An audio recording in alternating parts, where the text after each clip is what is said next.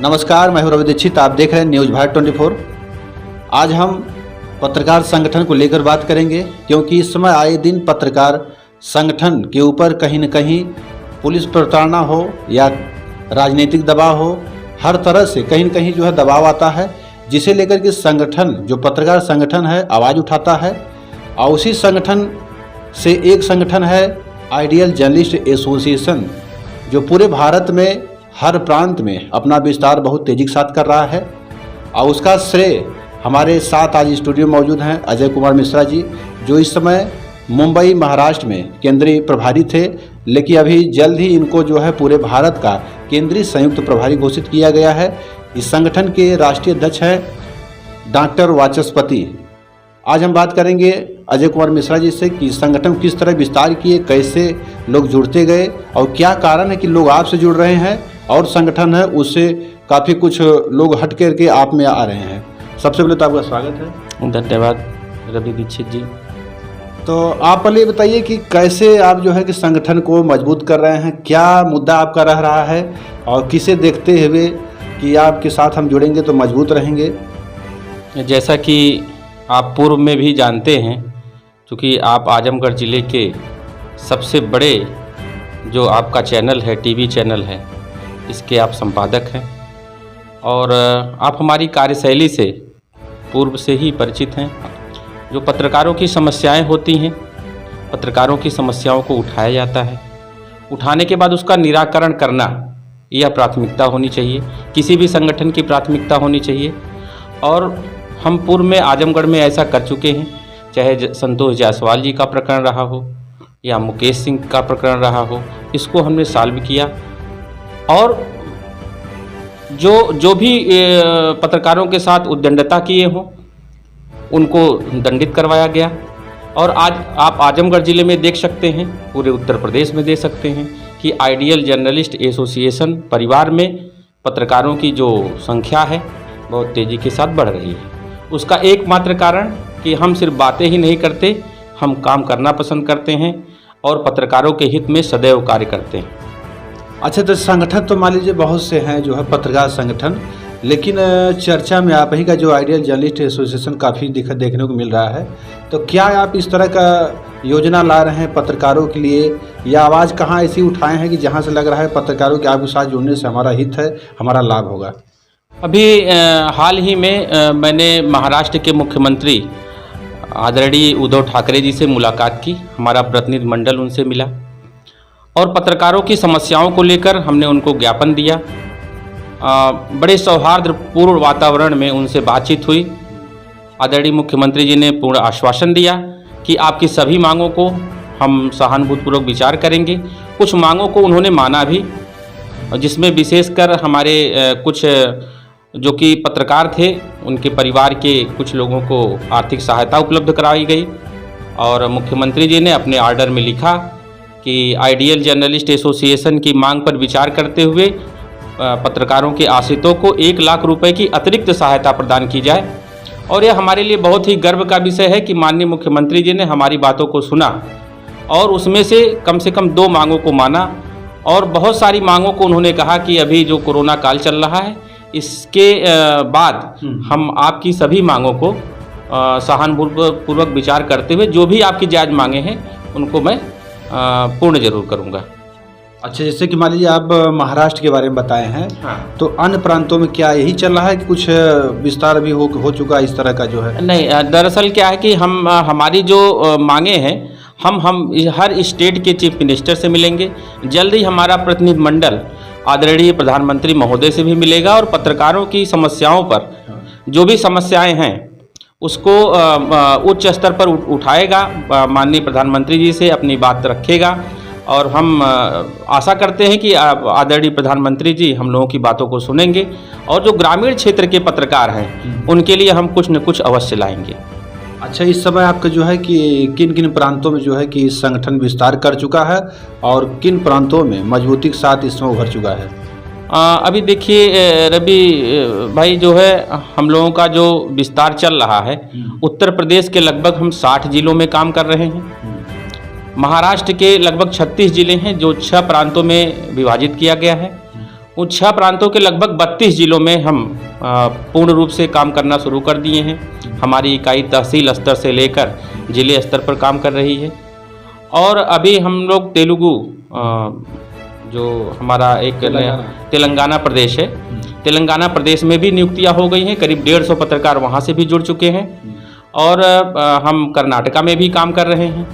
लगभग 14 प्रदेश ऐसे हैं जिसमें हमारी इकाई बहुत ही मजबूत है और अच्छे तरीके से कार्य कर रही है।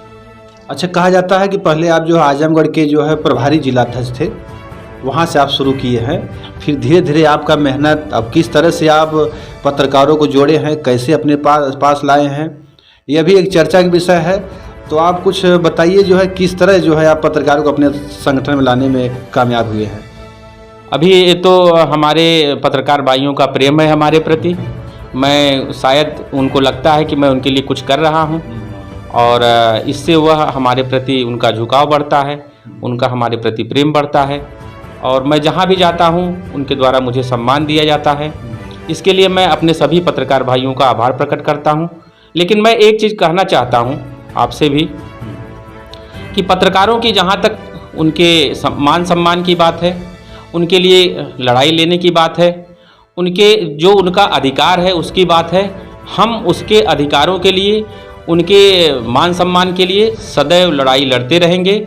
और जब तक हमें पूर्ण रूप से हमारा अधिकार नहीं मिल जाता, पत्रकारों की जो समस्याएं हैं उसका निराकरण नहीं हो जाता, तब तक आइडियल जर्नलिस्ट एसोसिएशन चुप नहीं रहेगा।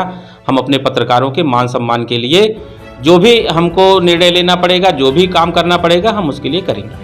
अच्छा, इस समय जो है जैसे कि पत्रकार जो है कि क्षेत्र में, शहर में, हर जगह जाता है, जो है अपना कार्य करता है। पत्रकार ही ऐसा है कि जो समाज में जो घटित हो रहा है, अच्छाई बुराई सबको सामने लाता है। ऐसे में बहुत सी कठिनाइयों का सामना भी लोगों को करना पड़ता है। और आप क्योंकि जो है कि इस समय बड़े पद पर हैं, आइडियल जर्नलिस्ट एसोसिएशन के जो है कि केंद्रीय भारत प्रभारी हैं, तो कोई ऐसा रहा है जिससे पत्रकारों के साथ अन्याय ज़्यादा हुआ हो और संगठन उसके साथ कड़ाई के साथ काम किया हो, इस तरह कोई वाकया? बहुत सारी चीज़ें हैं। पूर्व में भी आप जानते हैं आजमगढ़ ज़िले में संतोष जायसवाल जी थे, जिनको प्रशासन ने फर्जी तरीके से उनको जेल भेजा। उसकी लड़ाई हमने लड़ी। उस समय हम बहुत ही सीमित संख्या में थे। हमने आईजी से बात किया, हमने डीआईजी से भी बात किया, डीजीपी से भी बात किया। हमारे प्रमुख चैनल के जो हमारे प्रमुख एंकर थे उन्होंने भी हमारा सपोर्ट किया और हम उस पत्रकार को न्याय दिलाने में सफल रहे। संतोष जायसवाल जी का प्रकरण सबके सामने है। उसके बाद मुकेश सिंह का भी प्रकरण आया और इस तरीके की छोटी छोटी तमाम घटनाएं आती रहती हैं, जिसके निराकरण के लिए हम सदैव अपने स्तर से कोशिश करते हैं कि हम उसका निराकरण अपने स्तर से ही नहीं, अगर उच्च स्तर पर भी कराने लायक है तो उसको भी हम कराते रहते हैं। शायद यही कारण है कि जो संगठन जो है मजबूती के साथ आपका आगे बढ़ रहा है, लोग जो है इसमें जुड़ रहे हैं। अच्छा, आने वाले समय में आप क्या पत्रकारों के प्रति जो है योजना ला रहे हैं? जैसे प्रदेश स्तर से कोई इस तरह अभी तक सहायता तो मिल नहीं रहा है, लेकिन संगठन, अन्य संगठन भी आवाज़ उठा रही है इस बारे में कि पत्रकारों के हित के लिए, सम्मान के लिए, और जैसे कहीं कार्य कर रहे हैं, कोई एक्सीडेंट हो जा रहा है, कोई इस तरह का होता है, परिवार को आर्थिक सहायता बहुत कम मिल पाता है, क्योंकि जो बड़े लेवल के उनको तो मिल जाता है, लेकिन जो छोटे लेवल के जैसे कि ग्रामीण क्षेत्र के, जबकि मेहनत सबसे ज़्यादा वही करते हैं, उनको जो है कि काफ़ी उपेक्षा का शिकार होना पड़ता है, सुनवाई नहीं होता है। बड़े बड़े अखबारों और चैनलों के लोग अपने यहाँ से सीधे नकार देते हैं कि हमारे यहाँ की कुछ नहीं है। तो ऐसे में क्या आपको संगठन उनके साथ कुछ करने जा रहा है? बिल्कुल करेगा। हम प्रयास कर रहे हैं कि जो हमारे ग्रामीण क्षेत्र के पत्रकार बंधु हैं, और अभी तक जो सरकार द्वारा दी जाने वाली आर्थिक सहायता थी वह केवल मान्यता प्राप्त पत्रकारों के लिए रही, लेकिन हम पूरा प्रयास कर रहे हैं कि जो हमारे ग्रामीण क्षेत्र के, ग्रामीण अंचल के पत्रकार हैं, जिनको बहुत सारी समस्याओं का सामना करना पड़ता है, बहुत सारी दिक्कतें आती हैं समाचार संकलन को लेके, तो ऐसे पत्रकारों के लिए हम सरकार से मांग करते हैं कि आप उनको कुछ मानदेय निर्धारित करें, और हमने मांग रखी है कम से कम 10,000 रुपये उनको मासिक दिया जाए। और इसके अलावा उनके बीमा के लिए हमने वो भी डिमांड रखा हुआ है कि कम से कम उनका 10 लाख का बीमा होना चाहिए। उनको आर्थिक सुरक्षा प्रदान की जाए, उनको जो सामाजिक सुरक्षा प्रदान की जाए, पुलिस प्रोटेक्शन उनको दिया जाए, और उनको आवागमन के लिए कम से कम परिवहन एवं रेलवे यातायात के लिए उन्हें फ्री फ्री सुविधा दी जाए आने जाने के लिए, और चिकित्सकीय सुविधा की भी हम मांग किए। तो ऐसा हमने मुख्यमंत्री महाराष्ट्र को भी दिया है, मुख्यमंत्री उत्तर प्रदेश को भी दिया है। जल्द ही हम आदरणीय प्रधानमंत्री महोदय से भी मिलकर अपनी मांगों को रखेंगे, और मुझे पूर्ण विश्वास है कि सरकार द्वारा हमारे सभी पत्रकार भाइयों के लिए ये सारी मांगें जरूर मानी जाएंगी। मान लीजिए जैसे आप दिए अपनी मांग प्रार्थना पत्र के माध्यम से मिल करके जो संगठन के माध्यम से दे रहे हैं, और मांगे अगर पूरी न होती हो तो इसके बाद क्या कर सकते हैं आगे? मुझे पूरा विश्वास है कि सरकार हमारे सभी पत्रकार भाइयों के लिए ज़रूर कुछ न कुछ करेगी।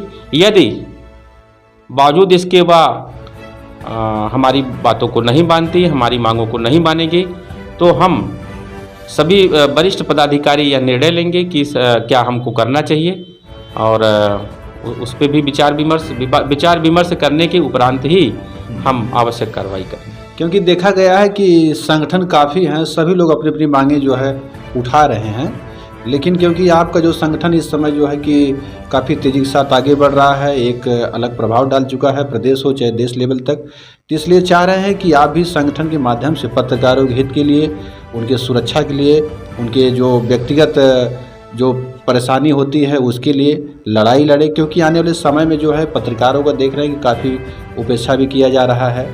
जो भी सरकारें बन रही हैं वो अपने स्तर से काम करती हैं, तो आने वाले समय में आप जो है ऐसा कुछ करें ताकि पत्रकारों का सम्मान हो और उनके लिए कुछ मिल सके। बिल्कुल बिल्कुल ऐसा ही होगा। हमारा संगठन जो कि राष्ट्रीय संगठन है, हम 14 प्रदेशों में कार्य कर रहे हैं, और हम आदरणीय प्रधानमंत्री महोदय से और सूचना एवं प्रसारण मंत्री से मिलकर हम अपनी सभी समस्याओं को उनके सामने रखेंगे। और मुझे पूरा विश्वास है कि जो हमारा वर्तमान नेतृत्व है वह हमारी बातों को सुनेगा और हमारी सारी मांगों को जरूर मानेगा। अच्छा, इस वजह से चुनाव चल रहा है, चुनाव में काफ़ी जो है कि मीटिंग कम हो रही है आपकी, जो है वर्चुअल मीटिंग के माध्यम से आप जो है मीटिंग कर रहे हैं। अभी आप मुंबई थे, वहाँ से होकर के अन्य प्रांतों से होते हुए मीटिंग कर रहे हैं, लोगों से मिल रहे हैं। इस समय आप आजमगढ़ जिले में आ गए हैं, यहाँ भी संगठन को लेकर क्या कोई मीटिंग विस्तार हुआ है? हाँ, नया विस्तार इस समय चल रहा है। हमारे नए जिलाध्यक्ष बनाए गए हैं विवेकानंद पांडे जी, और उनके आने के बाद जो आजमगढ़ जिले में हमारी सभी जो तहसील की इकाई है नया गठन हो रहा है। मेहनगर में अभी जयप्रकाश श्रीवास्तव जी अध्यक्ष बनाए गए हैं। जल्द ही हमारी कल यहाँ पे निजामबाद की मीटिंग होने वाली है। परसों हमारी मीटिंग वहाँ पे सगड़ी तहसील में होने जा रही है, जिसमें वरिष्ठ पदाधिकारी होंगे, और शायद वहाँ पर तहसील अध्यक्ष का चुनाव भी होगा। तो लगभग सारे तहसीलों में हमारी नई कार्यकारिणी काम कर रही है, काम करेगी। जहाँ पर अभी जौनपुर में भी आपका कार्यक्रम हुआ था, वहाँ पे भी जो है कि राष्ट्रीय स्तर के लोग आए थे जो है पत्रकार संगठन के। हाँ, जौनपुर में भी हमारा कार्यक्रम हुआ। वहाँ पे जिलाध्यक्ष जौनपुर और आदरणीय राष्ट्रीय अध्यक्ष, राष्ट्रीय संरक्षक महोदय, सारे लोग की उपस्थिति रही।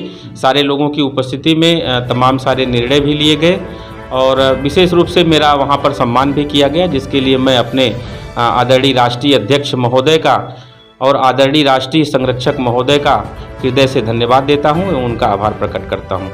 हम ये जानना चाहते हैं कि जैसे कि आप जब आजमगढ़ जिला प्रभारी जिलाध्यक्ष के रूप में जब काम किए जो है, उसके बाद धीरे धीरे आप पूर्वांचल प्रभारी बने, फिर संयुक्त केंद्रीय प्रभारी जो है कि महाराष्ट्र के हो गए, आज पूरे भारत के हो गए हैं।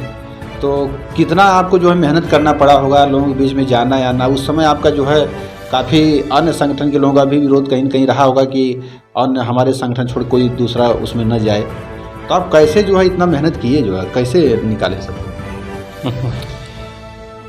देखिए रवि भाई, आप तो हमारे स्वभाव से भी परिचित हैं।